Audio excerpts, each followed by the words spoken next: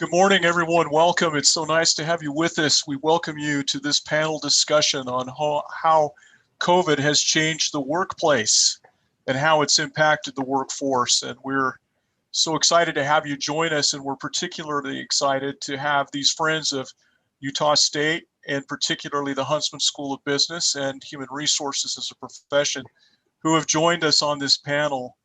We welcome them and we welcome all of you today. I think you'll find this instructive. What we'd like to do is we've had some pre-submitted questions. So the first hour today we'll be talking to those pre-submitted questions, and then our panel has agreed to answer live questions that you can submit through chat, and that will be passed on to us, and we'll be happy to review as many of those as we can. I want to also make sure that you know that we have with us today distinguished members of the human resources profession who are also big fans of Utah State. And we appreciate each of them so much for making time today. Thank you all for joining us. And I'd like you to meet the panel. And so if I could, I'll start with introducing a friend of USU, Tessa White. And Tessa, if you'll wave, so I think they can see your name, but in case they can't, Tessa is a human resources expert with over 20 years of experience leading people strategies for companies from small startups to Fortune 50s. She's a frequent television guest on career navigation and is a contributor to several publications, including Forbes, Entrepreneur, and something called Wall Street Journal. And she's currently running The Job Doctor, a career navigation and HR consulting practice. Tessa, we warmly welcome you. Thank you for joining us today. Thank you. We also have with us today Eric McAllister. Eric is a senior executive with over 30 years of business experience in corporate HR and consulting roles. Most recently, Eric served as the Chief Human Resources Officer for Avantor, which is a Fortune 500 company, where he was responsible for the global HR and communications functions. He's an experienced coach and advisor to CEOs and executives and aspiring executives of next generations. Eric lived in Japan for 6 years and has traveled to over 55 countries globally in various leadership responsibilities. He also has a degree from BYU in social anthropology and Japanese, as well as an MBA from Northwestern. So Eric, we welcome you. Thank you for joining us. Thank you very much. It's great to be here. And finally, Stephanie Crook is Vice President and Director of Culture and HR Strategy at Intel. She's responsible for leading Intel's culture revolution and evolution for the HR strategy development to ensure that Intel's people imperatives enable Intel's business strategy, which I think is fabulous and a marvelous perspective that she adds. She's an accomplished organizational development professional and has 15 years of actually leading cross-organizational transformation projects both in and outside of Intel.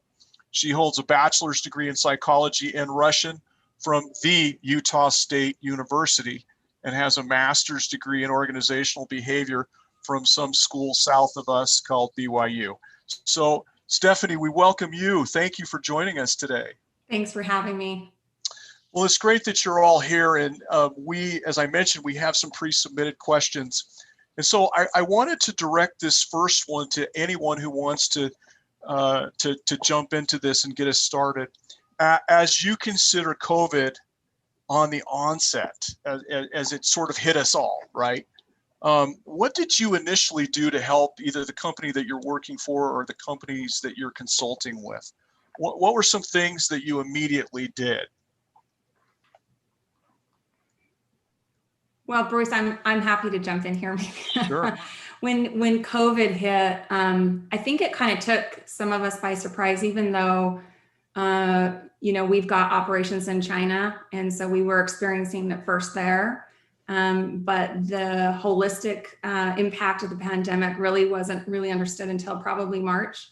Immediately, we safety is the most important thing for us and our people, and ensuring that we drive safe, experiences for all of our employees. And, we're a manufacturing company, right? So we have some essential services. So we immediately had to pull together sort of a response team and understand everything from, making sure that our employees could work from home safely.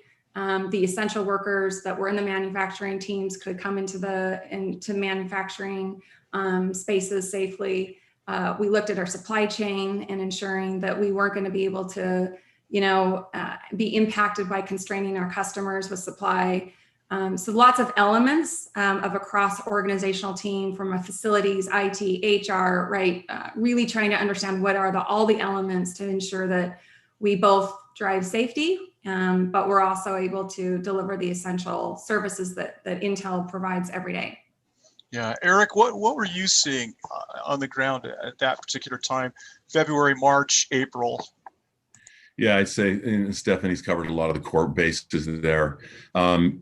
We first started looking at it from a business perspective in January, and the two critical focuses there were customer support and business continuity, particularly for the supply chain, because we knew that the supply chain could be disrupted. But very quickly, as we set up a global steerco, we integrated with it all of the people in organization, talent, and planning, because you can't look at a business priority without also looking at the organization talent implications to how you deliver and you maintain the business continuity there. And obviously we knew that safety, not only physical safety, but psychological safety was going to be critical for all of our employees globally. Once fear kicks in, you have to be able to really connect with your associates and provide real-time information and support to them. So one of the things that we really focused on was how do we keep our business continuity moving, supply chain up and running, and then how do we provide for safety for our essential workers, which was out of our 13,000 employees, 30 to 40% of them, and then our office-based workers, which we have about 5,000 or 6,000 of. So we had a mass deployment of literally, 5,500 associates into remote work over the course of a 3-week time span. Wow. And so it was a massive undertaking, starting in late January at the business, and then immediately the organization, people, planning element kicked in, and it was kind of full force. But the nice thing that helped that was the fact that the steerco was integrated. It was business and people. And we wanted to make sure that from the whole perspective, how do we serve our customers and how do we help our employees? That integration happened earlier, and it was really a core foundation for how we were able to then provide for safety and then ultimately help associates to not only survive, but to feel like they can cope and deal and ultimately thrive there. Yeah, just for the sake of organization, I want to also recognize that Josefina Leon has joined us.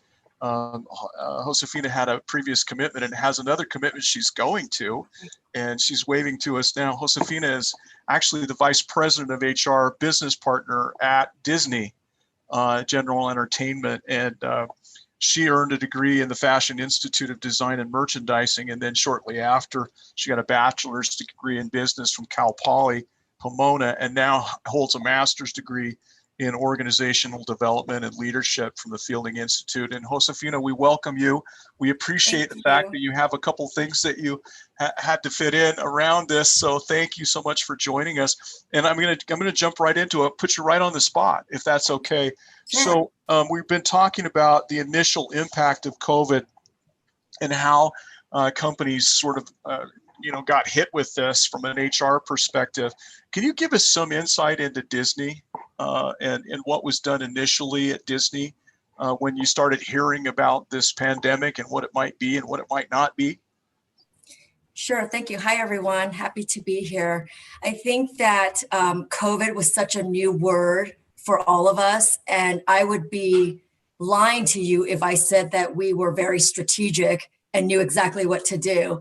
I mean, we weren't sure. There was so much data coming into the HR community, and we were supposed to be the experts at knowing how to respond, but we had different businesses. So for example, while we wanted to shut down our offices, and discuss wear masks, not wear masks, are you close to the person 15 minutes or not, that it was complex to say the least, because we also had guest facing interactions with cruise lines that you couldn't shut down. We couldn't completely bring our cruise line back to the port. And we had a lot of production on TV sets that were still going. So I think we were just really trying to say, okay, corporate employees can work from home, but then what is that message to our guests at the parks? So we were trying to figure out how to, I remember all of us still going in the office, figuring out, should we wear a mask? Should we have part of the crew come in and part of the crew stay home? And finally, I think when California just asked to shut down, we closed the park. We had to figure out how to work from home and shut down productions one by one. And then shortly after that, I'm sure all of us dealt with COVID cases started popping up. And then we had to figure out how to start tracing the employees that might be affected, that need a quarantine. And at the time, there was no such thing as what we know now today as contact tracing, as, you know, experts that can guide us. We were just really trying to react to a pandemic like all of us on this call, I'm sure. Yeah, it's so interesting. Thank you. So what's changed from that onset to where we are today? We have a lot more information, but as we all know, information can oftentimes just be more. It's not necessarily better. It's sometimes just more. So Josefina, and then to Stephanie, what's changed? Well, we went from shutting down, going dark, and a lot of our parks, our theatrical business is still dark. We've not come back. The cruise line have not come back. I think slowly bringing up our production for TV, depending on what geography those sets are. They could be in Vancouver, they could be in Atlanta, they could be in LA, they could be in New York. We slowly have been able to return to production, not without a lot of new, I would say, protocols. So we went in a month from hiring 3 health and safety managers to now we're at 165. So every set that we return to productions have different zones. Employee can only be on, you know, zone A, zone B, zone C. And every set has 2 health and safety managers and a contact tracer. So that if there's someone that tests positive, we know exactly how to quarantine that zone or send the employees home. And then what's changed is that I think a lot of data that's coming at us is changing. Do we mandate vaccines? Do we make it for those that are guest facing? And I think there's a lot of conversations about that because we're learning as we're going. I think all of us are learning with all the data sets that are coming out, and how do we approach the sets? We have actors and people on the sets that don't want to travel anymore or don't feel comfortable with kissing scenes. So there's just a lot of work around how do we think about our business differently. All of us on this call have been able to work from home for almost a year. So does that change our commercial real estate business? Do we now lease less commercial real estate and just stay in a hoteling business? I think there's just a lot of opportunities to reinvent our business and reevaluate what the new normal is. Sure. Thank you. Stephanie, what about you? Yeah, so, you know, with our business, we've got about 80,000 employees working from home, working virtually. We have about 20,000 in the fabs. And our fab space are probably the cleanest places in the world. And so, you know, we have protocols to enable them to continue working, but we were able to really not skip a beat when it comes to productivity. Now, you know, over time, it takes a toll on employees and sort of burnout. And so really trying to ensure that our employees have the ability to step away, take flex work hours off, rethink the way we do meetings has really made a difference in ensuring that we continue driving the work forward.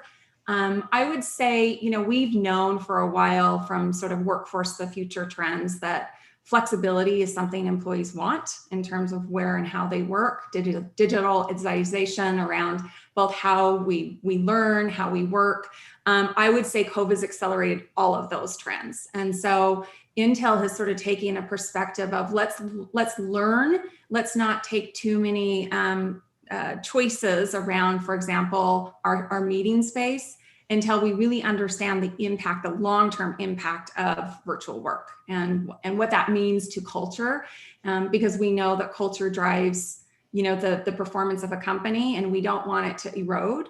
And so I would say, there are some aspects of the day-to-day interfacing with teams now that they're all mostly virtual. And, the ability for some of them to actually have a level playing field who are global, so they don't have to be, close to center, if you will, to the group of executives maybe that are in our headquarters. They're being actually able to be seen more readily. But there are things that as an HR function, we're really looking to sort of saying, what does that mean for flexibility long-term? Because we have proved this experiment works.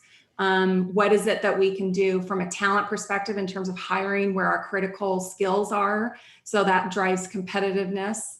And what are we going to be doing to ensure and enable that employees that work in more hybrid models are going to be effective long-term? Yeah, those are all very important questions, and certainly ones that we're discovering little by little, right? I want to talk, you mentioned culture, and I want to go to Tessa on this. What's happening with culture? I mean, we all know that culture really is not what's written on a wall, but what's happening at the lower levels of an organization, right? But so what's happening? What are you seeing as you meet with your clients and your customers that's impacting culture? Well, just for reference, for those who don't know, I usually work with kind of a mid-sized company.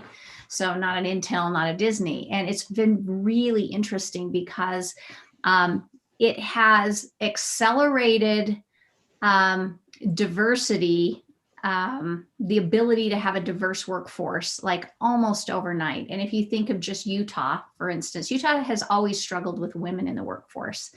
But the flexibility component of being able to work from home or have flex work schedules has opened the floodgates. And as well, because you can work anywhere, you can open up to, hiring people from many other states, many other locations, and it's changing the face of what the companies look like. So I would say that is a cultural shift that is really exciting to see, that I think is going to really, it basically accelerated us 30 years in one, I think.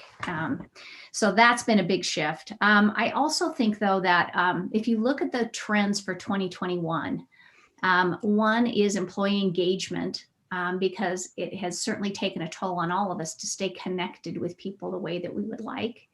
And it's taken a toll, and employees' burnout is at an all-time high. I've been doing some research on that, and burnout and disengagement from employees is alarmingly high. And so it has prompted to find better ways to engage with our employees, whether it be using AI as a tool to try to get to the, what are important to employees. But I think most importantly, giving employees a voice that perhaps they didn't have before, they didn't feel like they had before, to actually shape the workforce and shape what happens next. So I think that companies are starting to pay attention and ask for what employees need and want in order to eliminate some of this disengagement and burnout and bring the workforce closer together. So, I'm seeing more roles opened up for communication, seeing many more creative solutions around mental health. And these are all in response to listening to the employee and trying to address the whole person and have an approach, instead of human capital, more of a humane capital approach to our businesses. Excellent. Thank you. So Eric, we were just talking about this dispersion of work and all of the hundreds and thousands of employees that are now working from home. Hybrid model, are we going to see a hybrid here? What's going to happen?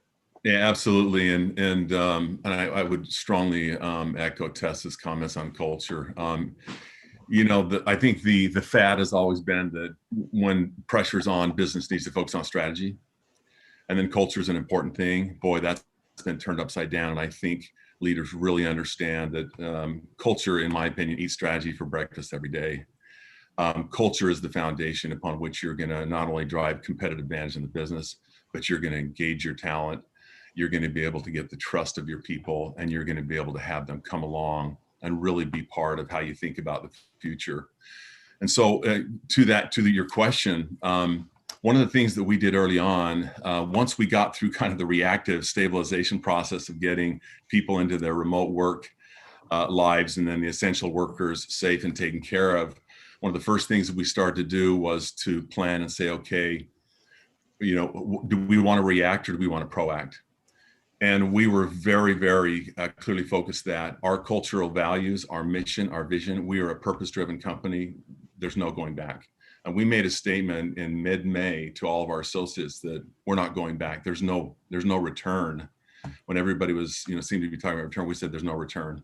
You're burning the ships. You're not coming back. We said right? We are moving ahead, and we believe that virtual connectivity, focus on people, and culture as kind of the core element in driving customer relationships and people is going to be what really drives our business. And so we're going to move ahead, and from two kind of work focuses of remote and full-time, which is what we had. We had about 10% people working remotely and about 90% full-time.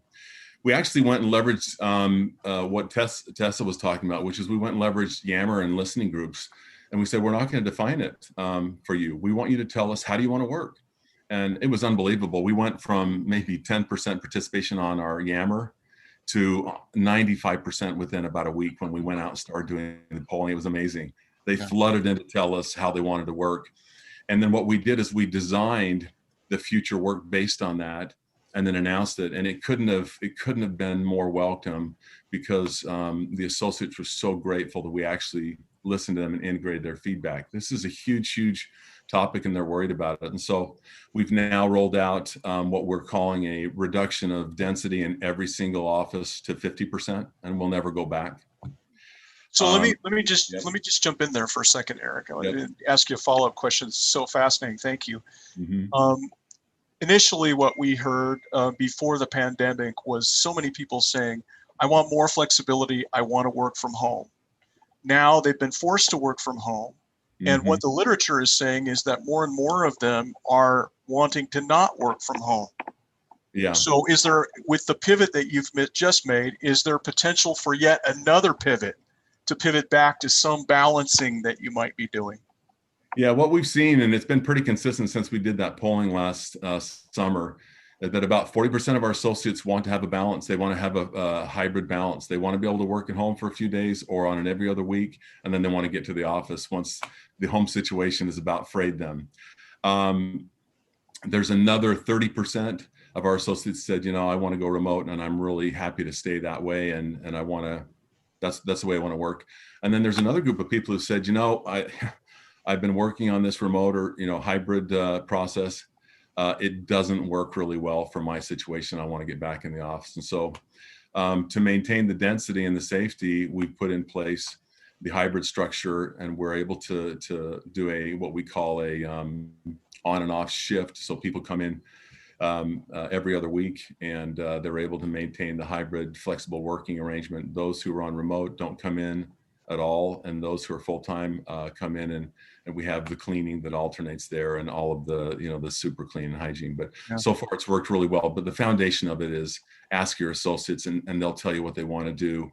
They're very passionate about this, and if you drive your direction based on their feedback, you're not going to be wrong too much, because they have a really good pulse on the heartbeat of what's going on out there, and they'll help give you some really good feedback. Excellent. Stephanie, how about you? Talk about hybrid from how it looks from your perspective. Yeah, so we're very similar to what Eric shared. We want to give people choice, right? And engage our people in that choice based off of the type of work that they do. So clearly there's going to be some work that really needs to be done in the office on site. But even in some of the stuff that we learned from, startup and labs, we were able to learn how to do a lot of that work virtually. So we're going to give choice. And there are some employees that may think that they want to have a certain work schedule, and they may change their mind. And so we're going to be flexible with that and not do. Wait, newsflash. Employees change their minds? Yeah, right. Really? Right. Okay, just checking. Hadn't heard that. Just checking. Right? Yeah, we got to plan for change. And so we want to make sure that we don't really rethink the office space so dramatically, but have enough flex in it so that employees can change. It's interesting, the the sort of the younger talent in the company wants to be on site. I think that's because they want to network. They want to be able to, be seen and visible as they build their career, and they're young in their career. Folks who have deep relationships and networks feel like that they don't need to be in the office, as much and often, but you need those leaders, right, in the office for that talent, right, to be able to thrive. And so I think that we're trying to be flexible. That's the key word, and be able to kind of work around the type of work that people do. Yeah. The 100% remote, we recognize that, innovation requires connection, and we're such an innovative company. And so the percentage of fully virtual that's way, beyond our core sites will be much fewer and far in between, but we don't want to end up not taking advantage of scarce skills that are really high in demand, and therefore hard to find. And so we will be looking at roles that are also 100% virtual. Yeah, thank you. So, and this is excellent perspective, but I want to go back to Tessa for just a second, because you talked about employees and their vision and their input and having them own culture. And yet we're also talking about pivoting, flexibility, changes. What we decide today might not be what we decide in 2 months. What's your perspective? How do we manage that as HR professionals? It's tough. I think we've come, most of us, if you've been in HR any amount of time, it's been more rigid, certainly, than it is today. And so I think being fluid and being experimental is just going to have to be a mindset shift for us. What everyone is saying mirrors what I'm hearing about the flexibility that's required to make it work. I'm hearing about hubs. A lot of companies are creating a hub where people can come socialize, work, but they can also work from home, and it's just not as defined for them. So we know that this give and take is going to happen. The question I have that I don't know how to answer is, how do you as an HR professional then measure performance when there are so many things shifting in the background? Are we going to be able to know when people are doing what they need to be doing, and that we're efficient as organizations, given that so many things are in play? Because historically, once you implement something, you wait for a little while, you refine it, you measure it, then you know what's happening, but it simply is moving too fast for us to do that. Yeah. So I don't know that I know the answer. And I want to get to that. I want to get to performance and measurement, because I think that's a critical aspect of what we as HR are facing right now in this COVID environment and what it will be like going forward. But before we get to that, I want to ask Josefina a couple questions. First, do you find employees are less or more productive with the flexibility of working at home? This is a student question through chat. Are they more productive, less productive? What do you think? How do you know? We've heard from so many employee base, and I'm talking middle, junior to execs, that they are more exhausted working from home, even though in exchange, we live in LA and New York, there's a large commute for our populations that can commute anywhere from an hour to an hour and a half into the office. But in exchange for that, I think we've lost our boundaries. When your leader knows that you're home at 6 a.m. or 10 p.m., you're getting texts, you're getting Slack emails, you're getting there's no boundaries of how to shut off. And everyone has their phone and their laptops with them. I think there's more exhaustion. Productivity is definitely there, but you're stuck at home, so no one's taking vacation. There's nowhere to go. So I think at some point you hit a wall where employees just need a mental break from Zoom. Yeah. So I know that we've gotten a lot of feedback, and we've asked a lot of our leaders to reduce their Zoom calls or figure out how to take calls so employees can walk around the block.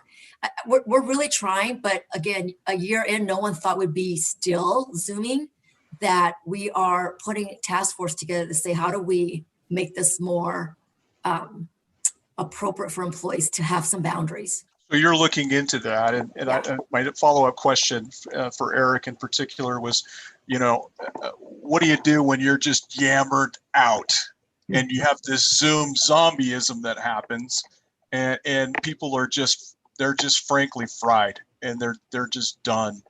What kind of feedback are you getting from employees on that particular front, Eric?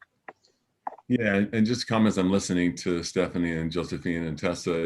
It's interesting that one of the critical skills that you see emerging for HR is the ability to real-time problem solve, with flexibility. Would you say that's a skill for students? Is that something students need to know? Absolutely, absolutely. To be able to understand, and that this is why business acumen and understanding the business is so critical, because if you understand the dynamics of what's happening in the business, and then you understand the tools that we have in HR, and it's not just about a program anymore, it's about the ability to go in and do real-time problem solving and pulling people together. I really believe you're 9 times out of 10, you're going to have the ideas that you need within your teams. And as you pull those teams together and you're honest with yourself, that you can be vulnerable. Listen, we don't have all the answers. We have some real head scratchers here, but we've got smart people and we can figure this out. And this is one way, if you think about Zoom zombieism, it's been like a wave, right? The first wave was the COVID, get people safe. The next wave is, okay, you've got certain people who are really struggling. As Josefina said, some people do great with full remote isolation. That is not a great recipe for others in terms of their problem solving styles, communication styles. You think about full diversity, it'll be great for some, but it's not going to be great for others. And so that's why you need to really listen to your associates. But one of the things we did is, let's roll out Zoom as the next cool thing that allow people to collaborate. And then you see people going afraid and fearful and concerned about how they look and did I show up right? And, was the camera on? And so, I think one of the things that we've done is continue to come back and say, first and foremost, for me, manager capability is so critical. If you have a great cadre of managers who are quick to learn and they're connected with their teams, they're listening, they're empathetic, they're great morale coaches, boy, that is such a massive help to your organization. Because if you don't have that, then you're rolling out tools and you're not quite sure whether the managers are going to be able to really implement them well. But if you can rely on having really good people managers who know how to get results, but know how to really take care of their teams, you can provide lots of solutions, and they'll come in and provide lots of ideas themselves, like camera breaks, direct phone calls, morale team chats. There's all sorts of great ideas that we literally just explored one by one, threw out some that didn't work, added in others, and some of them were very, very simple that we've been doing for years, which is, boy, if you haven't ever put in work time, 3 or 4 blocks on your day, now's the time to do that, so that you're not literally 7 a.m. to 7 p.m. back-to-backs.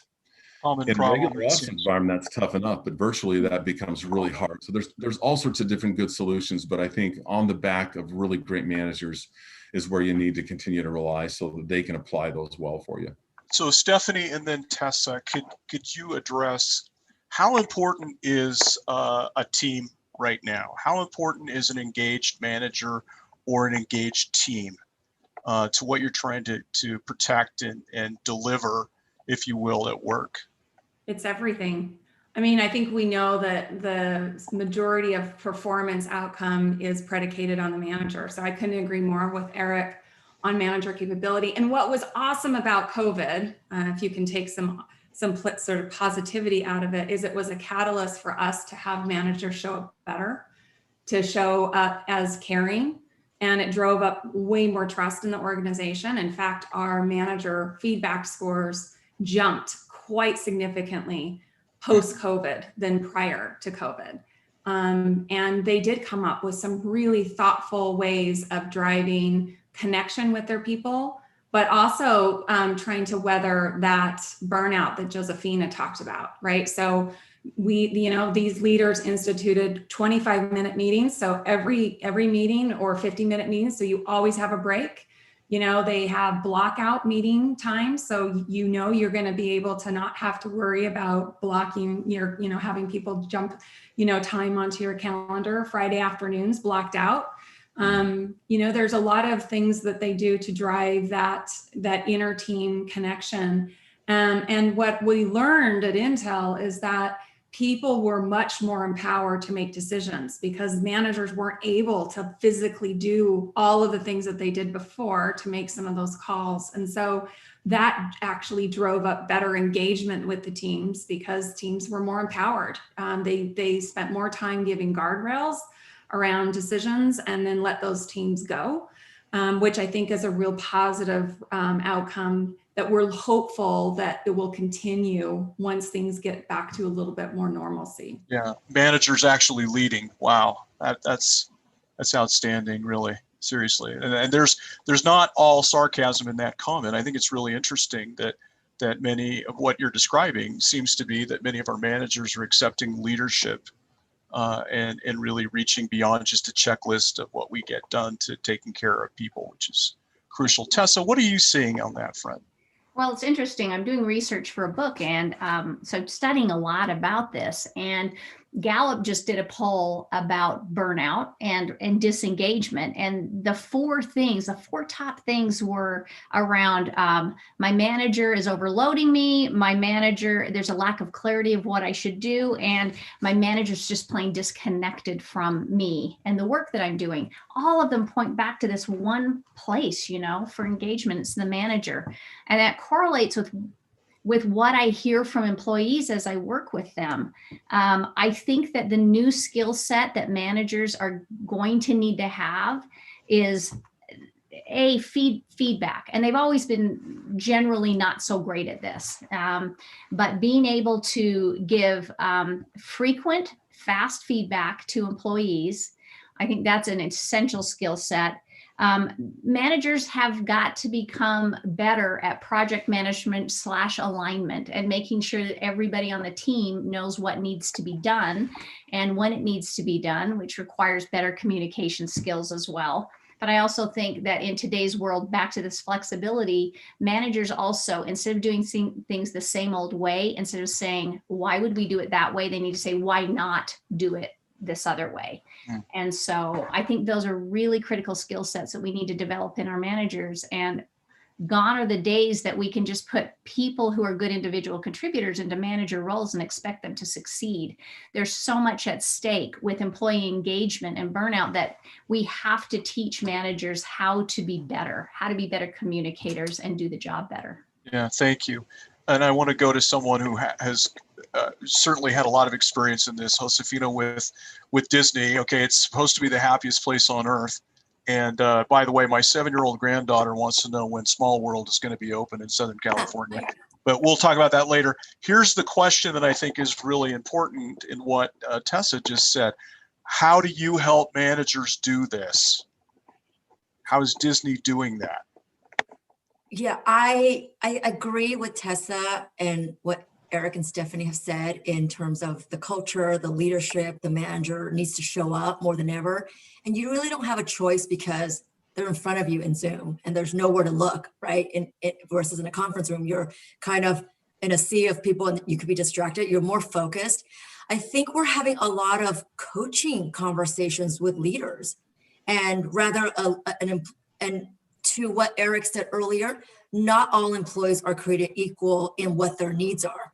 Some employees may need flexibility in the scheduling of time or not needing to show up in Zoom because they've got a whole host of family behind them on Zoom and they're asking if they cannot show up. And so we're doing a lot of saying to the leaders, you may be irritated that your employee can't show up on a Zoom, but let's find out why.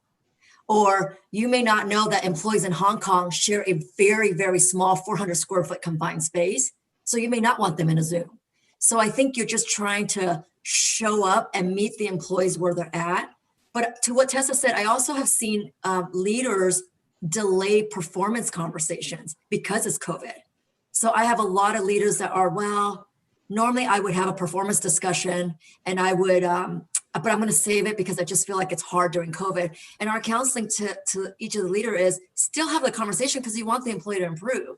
We're not trying to terminate employees, but we want employees to be productive.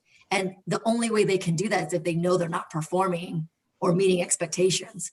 So I think I find myself, many of our HR colleagues are more counselors and coaches than HR practitioners during this time, because there's just so much uncharted discussions that you're just having, whether it's racial inequity, whether it's furlough, whether it's COVID. How do you manage systems that you don't have in place because there's only 10 sick days, but the employee has quarantine, they're going to be out for a while. How do you be empathetic and thoughtful and be consistent across your practices and really still show up? So thank you. So a quick one for Disney, furloughed park employees or reduced in force?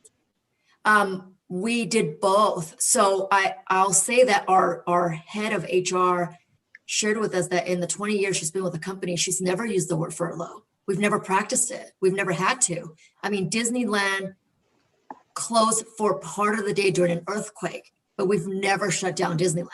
Rain or shine, it's open. So for us to have had it closed for nearly a year, we were forced to furlough employees, and it was very difficult. And then after realizing that, employees took pay cuts, we furloughed, we ended up doing reduction in force. So we did all of it within COVID time period. Yeah. Now you talked about coaching managers. I'd like the group to just respond to this. So we know managers have impacts on teams and they've been helpful in this COVID. We know we're coaching managers. Who's coaching the coaches? Yeah, so just a thought here, as I was listening to Josefina, and I do think there's another revolution that's going to happen here with manager capability. Some companies are already attacking this, which is realizing that you can't just rely on managers to get a coach and have some other coach that's going to help. Manager as coach is going to be a core capability that we're going to need to be able to have our managers listening more, because it lends itself to the challenge that we've got. The great coaches listen and then they empower the solution by the client or the person who's getting coached. And too many times managers jump in still with the solution and then ultimately take the accountability on themselves versus helping the team step up.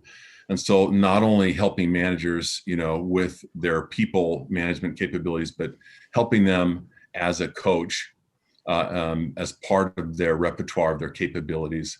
Some companies out there, we haven't done it, but there's a movement afoot to really enable and train and allow all managers to have those core coaching skills as part of the repertoire versus, you're relying on some other coach that's going to help them. So I think that's going to be a critical evolution of what we see in manager capability. Clearly, we would want folks entering the workforce to understand coaching and have some experience with it, I would think. But Tessa, from your perspective, who's coaching the coaches? I think we're learning as we go, quite honestly. I don't know that there's any expert out there. I mean, including HR, who is kind of the behind the scenes people where managers go. We're learning this too. It's the first time in my career in HR where HR has taken front and center. I mean, we always say in companies, HR is strategic. It's the most important part of the company. But in practical terms, HR is often kind of lower on the totem pole. And all of a sudden, HR was thrust front and center. And everybody is looking to HR to say, how do I do this? How do I talk to people? How do I handle this policy? Do I evolve this? Do I fire them? They're gone. What do I do with this?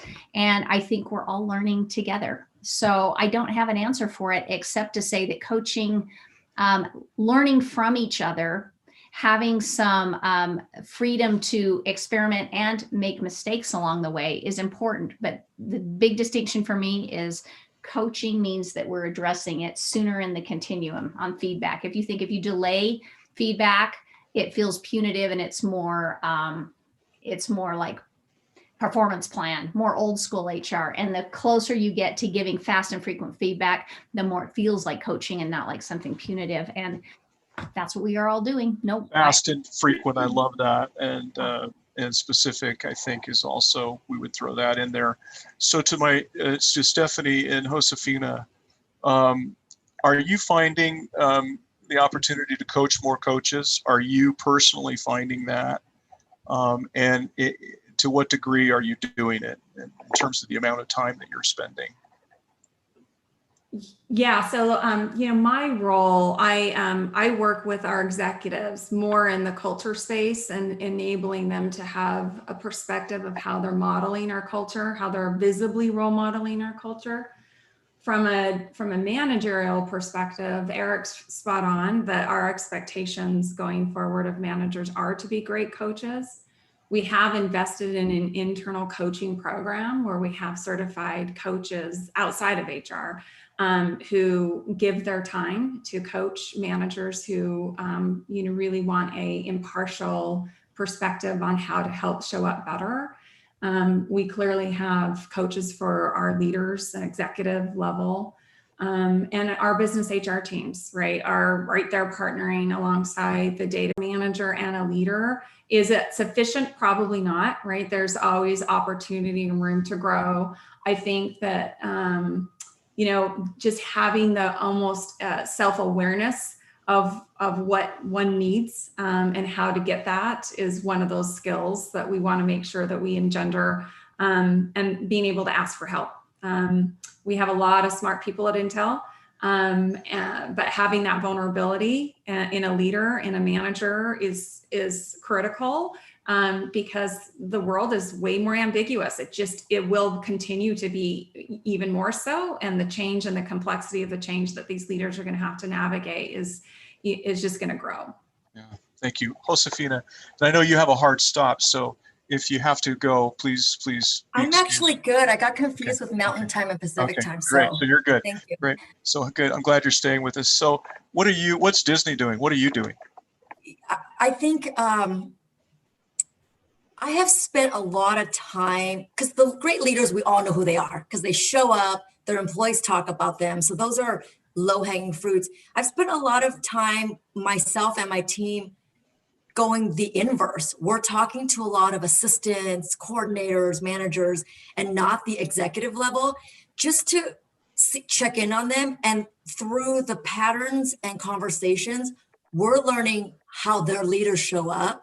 And so we organically find leaders that need more coaching. We come at them from that angle without seeing their employees talk to us, just to say, how can we help you? And it's through various mechanisms. Like Stephanie said, we have coaches that we engage with, third party.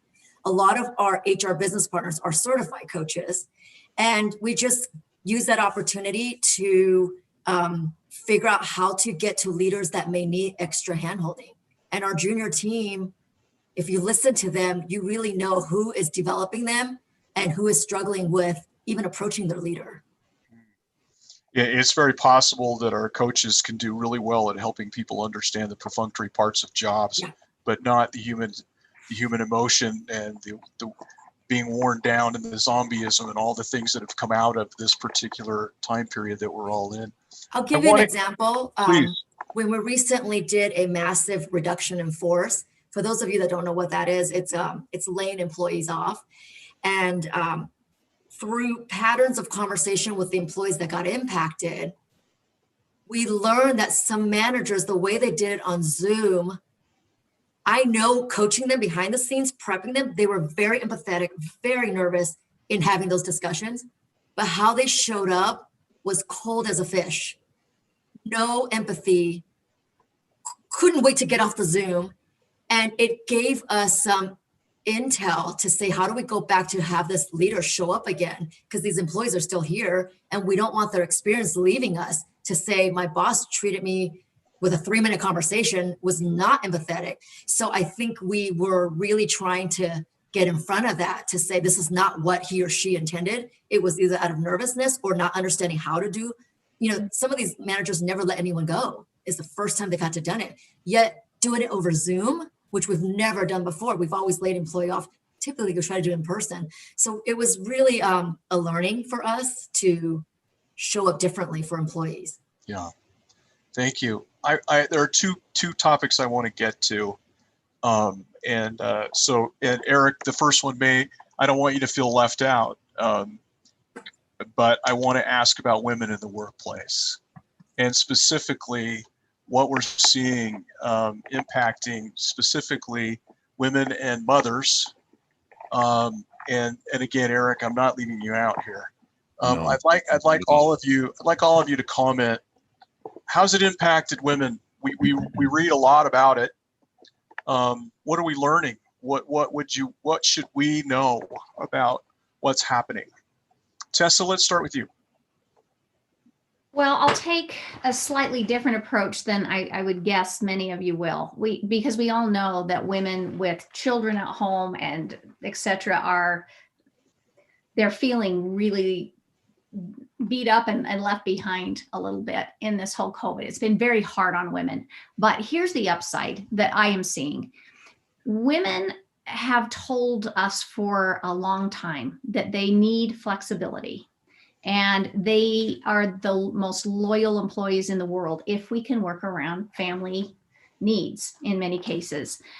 What I'm seeing is that women are getting access to higher paying positions like software developer or higher within a company because they can do it remotely from home and they do have some flexibility around the hours. So to me, one of the positives is that instead of the ceiling occurring, all of a sudden it's blowing it open for higher paying positions if companies will recognize that that's what many women have been saying all along is let me work around my family needs. Then all of a sudden we've proven that regardless of level, you can do the job from home. I'm hopeful. I am hopeful that we are going to see after kids go back to school, that women are able to access higher paying jobs and have the flexibility that they've always asked for. And that will be a positive when all is said and done. That's my hope. Thank you. Interesting take. Thank you. Stephanie? Well, we know diversity matters, and we've made a lot of strides to have more women in roles all the way up through our executive ranks. And we were worried, to be honest, because women take on more of the burden with the caregiving requirements. We knew that going in. Intel has a lot of great flexibility programs, sort of what Tessa was referring to, a lot of opportunities for women to work flex hours and work virtually and work part-time hours. But what we found, we did actually a study with caregivers, both men and women, and those who aren't caregivers in terms of taking advantage of all of the programs that Intel has provided to ensure that they're able to take care of their families. And it was interesting because the women were less apt to want to take advantage of those because of the view that it would stall their career progression, right? Women, they rely on networks and they rely on, the view or the perspective that they are contributing at the same rate as their counterparts. So we're really looking at how do we engender that to be something that women don't see as a barrier, because we have a lot of rich, different types of programs to engender that type of flexibility and still being able to contribute at high impactful, experiences at Intel. So we haven't figured it all out, but we know that, having that diversity in our teams is paramount to us being able to innovate. And so, we're going to continue investing in all of those type of programs that help women both feel like that they can be developed, right? Like they have the time to develop with all of the other requirements that they have, as well as they feel that they can get progressed, right? And so it's a huge important element of retention. Yeah. Well, Josefina, how about you? What's your thought?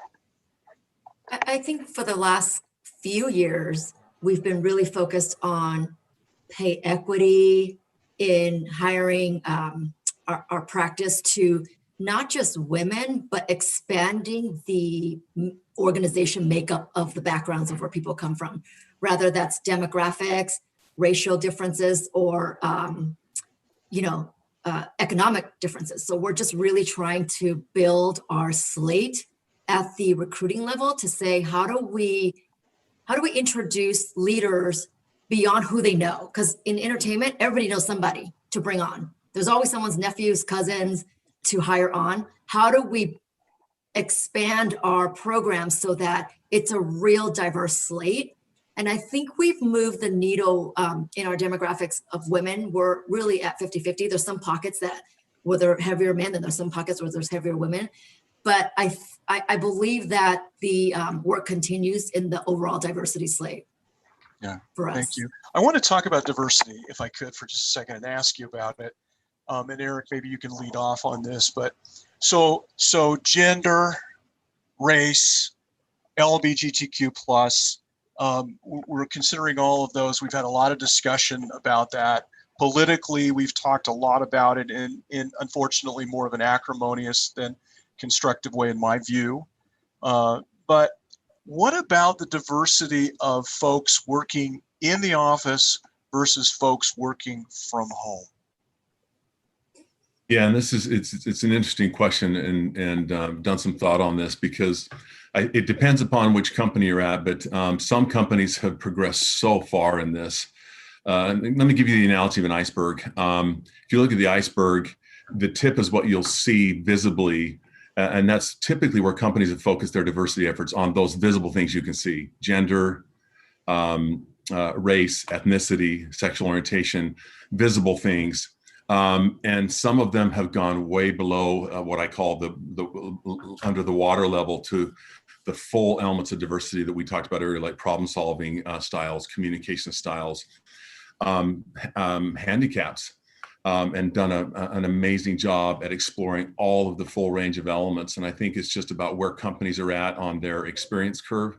When I was at Microsoft, if you go up to Microsoft and you start talking about the visible things, they'll say, we focused on that 25 years ago. We have been so deep on the under the water level of the iceberg for so long. Not that that's not important, it's absolutely crucial. But if you're going to break down every roadblock that's getting in the way of every single employee adding value, you need to be able to think about it holistically. And when you think about remote work, you're typically not going to find it as the one answer when you just look at the traditional dimensions of diversity. You really need, as a company, start looking at the full elements of how is somebody going to be able to communicate and problem solve in a remote environment versus a flex environment versus the office. What's the best style, and how do we help them with that? How do we enable our managers to have conversations and enable our listening efforts to understand what those capabilities are and where there are some gaps that we need to be able to go and address?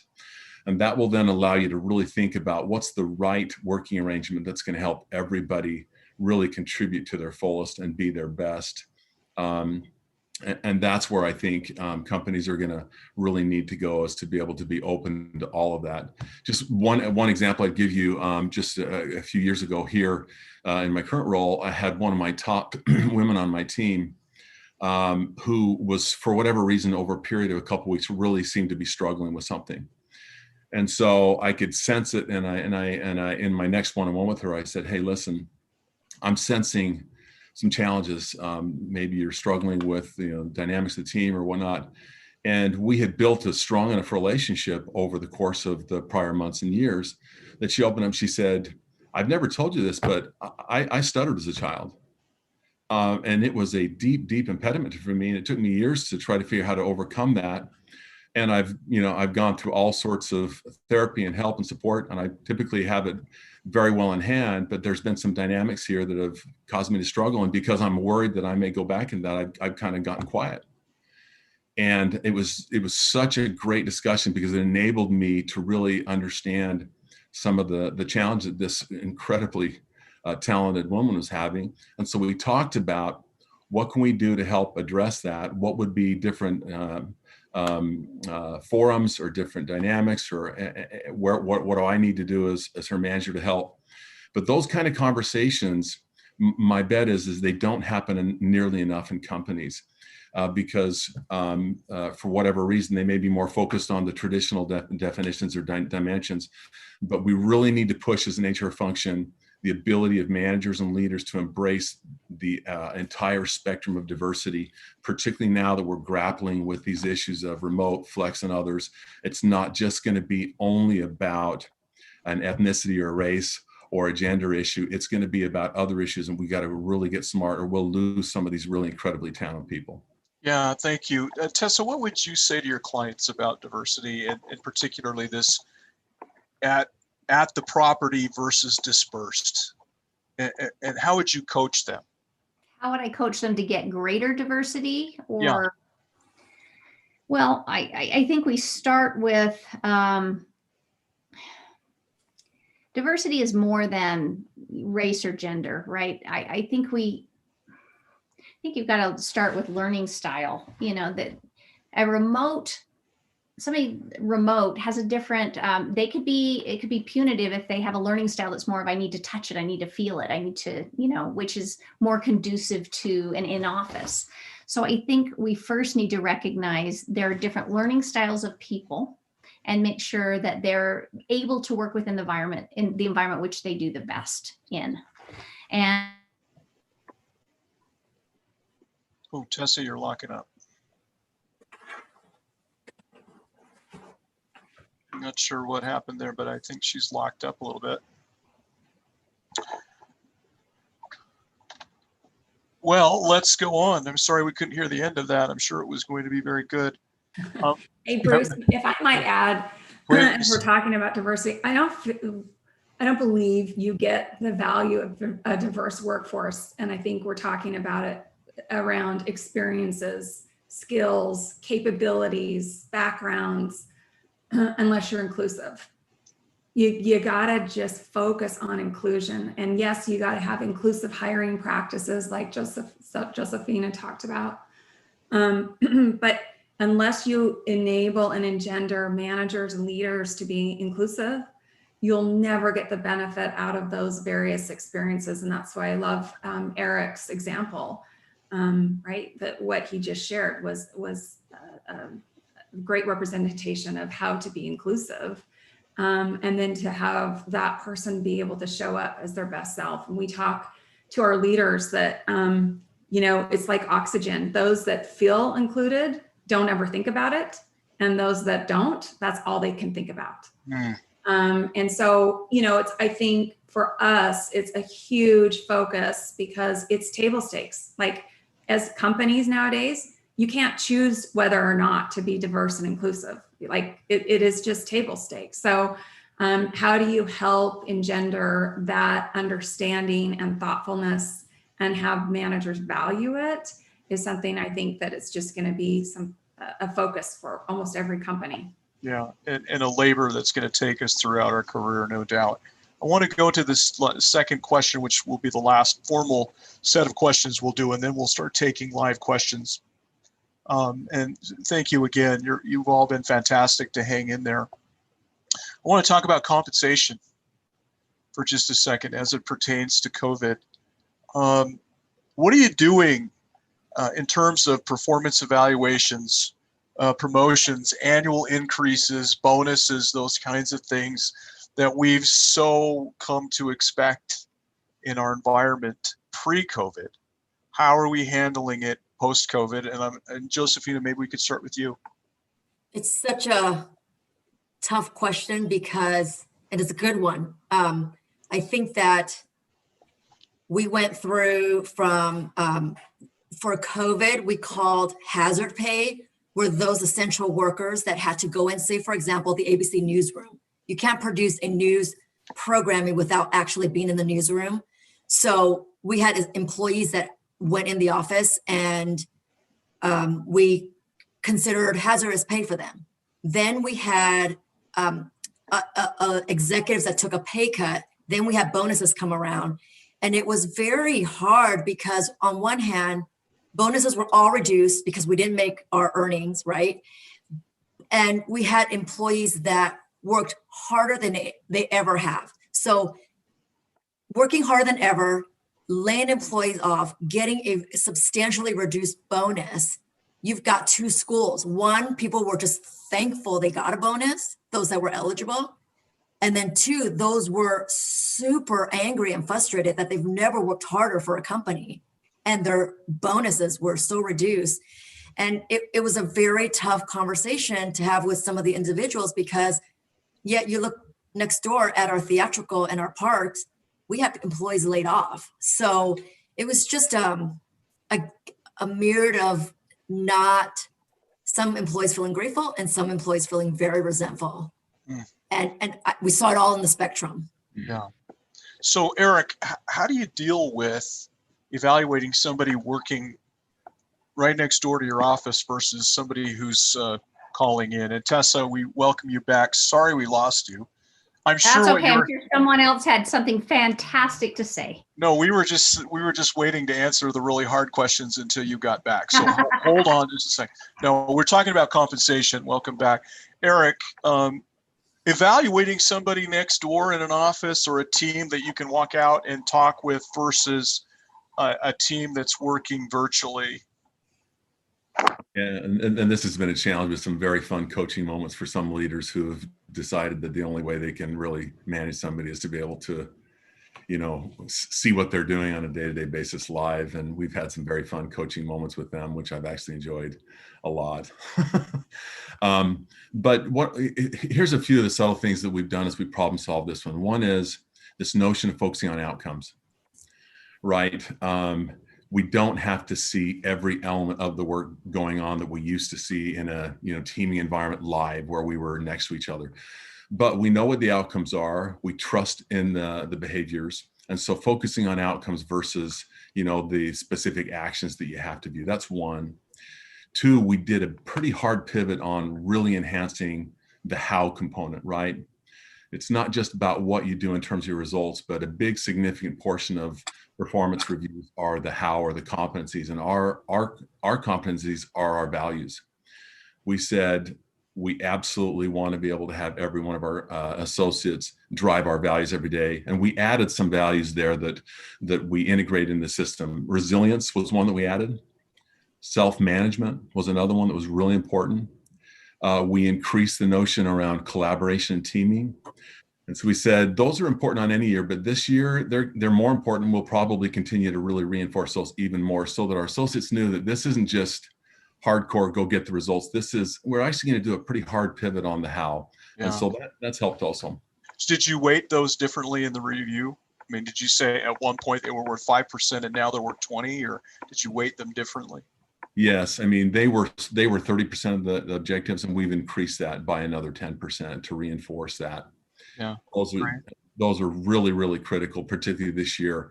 How you connect, collaborate, listen, make the team better. Boy, that's more important than ever, and we're going to make sure we focus on that and we reward and differentiate for that. Yeah, there was a question from one of the students as to how to prepare to work in the new virtual environment. You just got the answer right there. That those are 4 or 5 really good things, and you've also heard some other things said. Stephanie, maybe you can help us with this one. This is sort of the blocking and tackling, but what about annual leave, PTO, those very basic compensation issues that we just have to get right? Yeah, I mean, before COVID, we had those programs. I think it's more of ensuring that people feel that they can take them, right? That they don't, they're not worried about losing their job, right? That they have job protection. And that, we really encourage people to take their vacation. And we have leaders needing to role model taking vacation themselves. Yeah. We have sabbaticals. So every 8 years, you get 8 weeks off, or every 4 years you get 4 weeks off. And so we said, hey, you can leverage some of that time as you see fit. We just tried to get really creative with ensuring that people took the time off that they needed to. And when they're out, they're not being evaluated for being out, right? When they're in, they're evaluated for what they're performing while they're in. And like Eric, we measure off of results, culture, and learning. And culture is our values. And so when they're in, it's what they deliver, it's how they deliver that, and if they're growing in their skills and capabilities. Which could be as simple as simply saying to an employee, instead of what do you do, asking them what they deliver. Yeah, absolutely. It really just starts with those kinds of thoughts and principles, right? Thank you. Yeah, and I would also add, Bruce, it's going back to that manager capability, ensuring that managers are clear about objectives and key results. If you're clear up front what those objectives that employee, as you work your goals together, then it's not, the virtual environment should not affect or impact the ability to assess performance. Thank you. Well said. I want to ask a couple questions that have been submitted, but first, I want to get just one quick thing. This is for Tessa and Josefina. Is talent still important? Are we still looking for people? Yes, more than ever. I'll say that we have a lot of job postings because we have found a way to still work from home, and we went through a hiring freeze just to understand how we're working from home. But now that we have figured out a way to do it, we have a lot of open jobs. We're very much in the market at all different levels and disciplines. So it could be from engineers to financial planning to creative content positions. It's harder to do via Zoom in terms of onboarding, but we're really looking at onboarding plans to ensure that new employees that have never stepped foot in an office, never met their managers, how to do that successfully. So talent is an internal talent. How do we move talent around during a pandemic? We're really talking about internal growth and internal movements. And we've done it. We just had a large reorg, and it's not easy, but we have found a way to do it. Outstanding. Tessa, what are you seeing? What do you think? Well, talent's everything. I think talent is everything to a business. Here's the thing that I am predicting we're going to find. I think that we are going to find, because of the remote opportunities, that people who have not been in the workforce, people who for reasons of health or mobility or family or personal that haven't entered, are going to be interested in entering now. And I think we have to respond as companies by preparing, by getting more involved in preparing training for these people to be successful. If we do so, if we help give them the path to get in, we will open up a whole new population we have never had access to before in talent. So for me, that is something that I think has to happen, and it could yield some very surprising results. Right, thank you.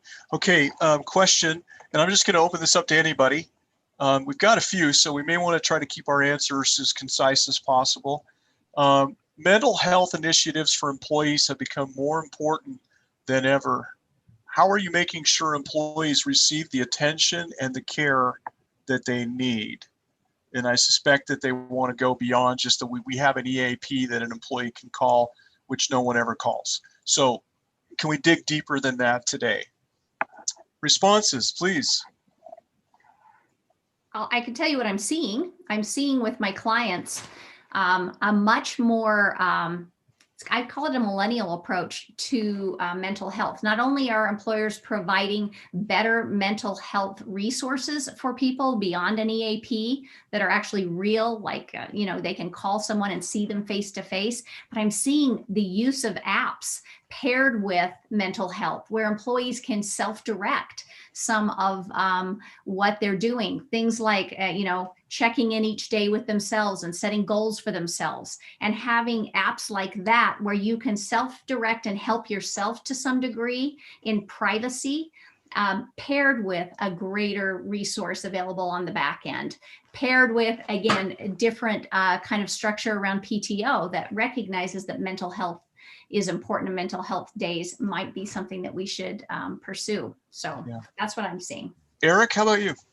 I'd agree with all of that. And I'd also say that one of the things we're really seeing and experimenting with is this notion of holistic, integrated health, which covers into diversity even, and goes beyond the employee to the employee's family, right? Because, and I actually think you're going to see companies become much more, I think you're going to see them veer into this more parental of associates. I don't think we're going to go to full, companies take over all of the elements of, well-being for associates and families. But I think we're seeing that it's not just the employee, it's the families, and providing support for more childcare, more family support, more diversity support in communities, and even go beyond the employees and their families into the community. One of the things that we've done is we've taken a very focused approach as kind of an initial step to say, what are some of the communities we want to get more engaged in, where we have a significant amount of our employees that are based there, that we want to be able to go out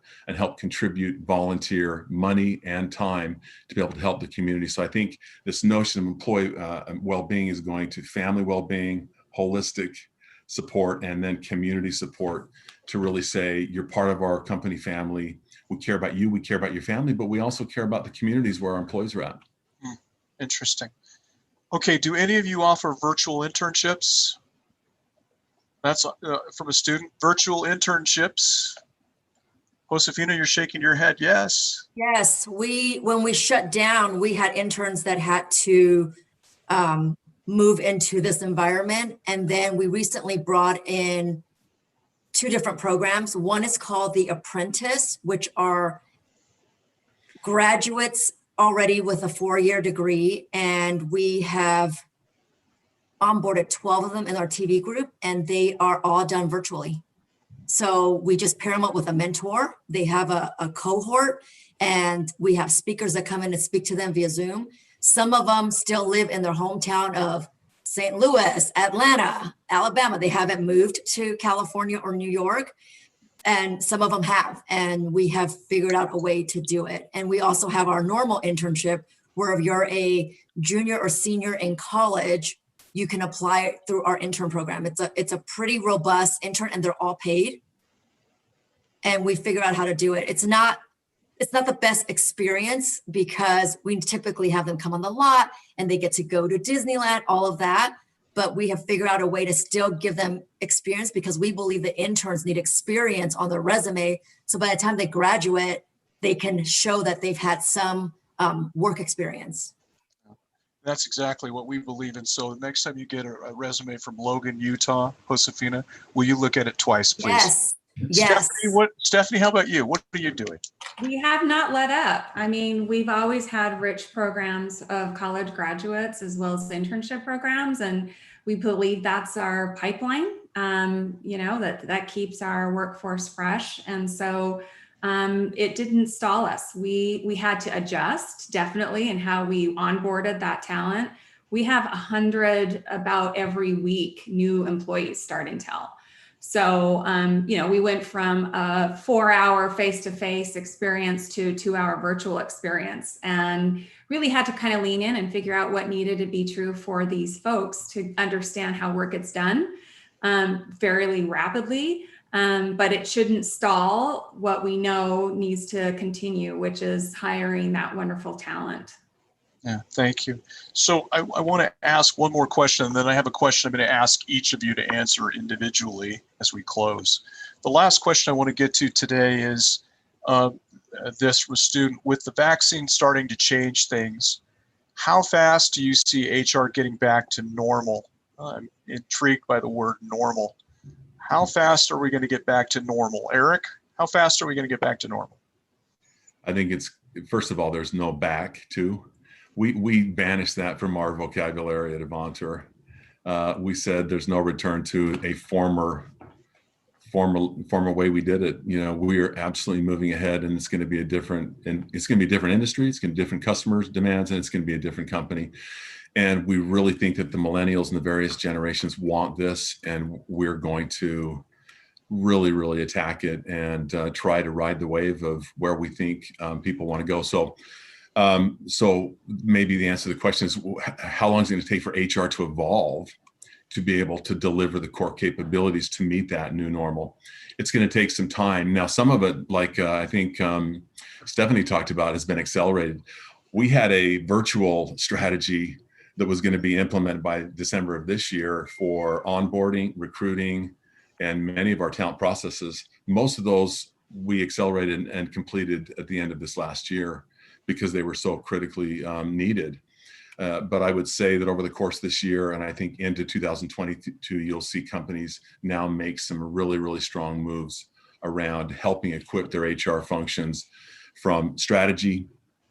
What is our strategy to be able to go and drive talent and culture, an organization as the core hub of the growth? Then what does the structure need to look like? And then at the end of the day, how do we need to then look at our talent? Strategy, structure, talent. that's what we're in the process of doing and what you'll see. But I think it's a good year and a half where you really see that start to take shape and see some of the benefits of that. Thank you. Okay, the question for each of you, and let's start with Stephanie. The question is this: what's the college graduate in HR needing to look like? What's the college graduate in HR needing to look like? Somebody who is a learner. I cannot emphasize that enough. Somebody who will come in and be able to listen, ask great questions. I think Eric mentioned a problem solver, and can try to deliver value, right, as best they can when they come in. But there's so much to learn in HR, and there's so much opportunity, I would say, in HR to really drive impact. So for me, when I think about talent that I consider that I look at their learning agility. Okay. What experiences and have they had and did they really take full advantage of those? Okay. Tessa, how about you? Well, I think that I see a couple of things I would like to see, hard skill sets I would like to see HR people have. One is a better understanding of AI, artificial intelligence, and how that can be used within HR to create, better programs, greater engagement with employees. And that's not something that I think students have studied in the past. I would also love to see students that come in with much more experience and understanding of how to use social marketing, digital tools, because it's how people are learning nowadays. It's how millennials learn, and it's shifting how we recruit, how we let employees know about things. So I think those two skill sets, hard skill sets in classes, I would really love to see more of that from students. Thank you. Eric, how about you? Yeah, just a couple thoughts. One is, make sure you never forget the balance of the what and the how. For me, that's really critical. There are some core what capabilities you're going to need, and there are some core how capabilities. For the what, I'm absolutely continue to be passionate that you need to be a business leader first and foremost, who happens to have a passion and capability for talent organization. Business acumen, financial acumen, being able to go toe-to-toe with the business leaders is going to continue to be a crucial requirement for HR leaders. The second what I would say is balance the strategic talent priorities with the tactical. A lot of the new HR grads coming out are really strategic. They want to go and do all the strategic elements. But boy, there is so much value in being able to run a very, very tight tactical operation like Tessa talked about: analytics, delivery, HRIS, data. The business leaders are going to have some interesting conversations if the HR people want to come in and just do strategy. The first thing they'll say is, once payroll's fixed, and once these data problems are fixed, and once all these operational issues are fixed, then I'm happy to have you come and talk about all my strategic priorities, but let's get the basics done first. So that we got to get that right. There's no question. Critical. And then from the how perspective, dependable, how you connect with your team. I really, really think it's going to be more super critical always to be a great collaborator and team player. And then somebody who has a brand of delivering on what they commit. Those how capabilities, you just can't reinforce enough how important it is to put a personal brand on your ability to show up and to help make the team better as a contributor. It's great. All great thoughts. Josefina, you get the last word. I would say that I'm seeing a lot of our interns come through and graduates come through, and it's a competitive market. I would say that if you tend to be on the shy side, on the quiet side, give yourself room to just push through and find a way to ask the questions and be curious. Because I think everyone is trying to be respectful. And when you're the most junior in the totem pole, I would say buck that system and just ask the question. If you don't understand an acronym, or just raise your hand or ask a peer or a colleague, because the more curious you are, the more you engage, and the more engaged you are, then it shows that you're showing up. I find that a lot of interns or graduates struggle with speaking up, and it only hurts them because they've got peers that have no issue speaking up. So I would only suggest that if you can push yourself out of just figuring out how to get curious in what's comfortable for you, do it. And I agree with every one of my colleague panels, what they said. Wish you all the best. Thank you. Well, to Stephanie, Tessa, Josefina, and Eric, thank you so much. This has been an enlightening hour and a half. Thanks for standing and delivering on all the questions and really bringing some value into our program and into our students' lives. We consider you all friends of Utah State and the Huntsman School. We wish you well, and we look forward to staying in contact with you down the road. Thank you again for being with us today. Thanks. Thank you very much. You. Pleasure.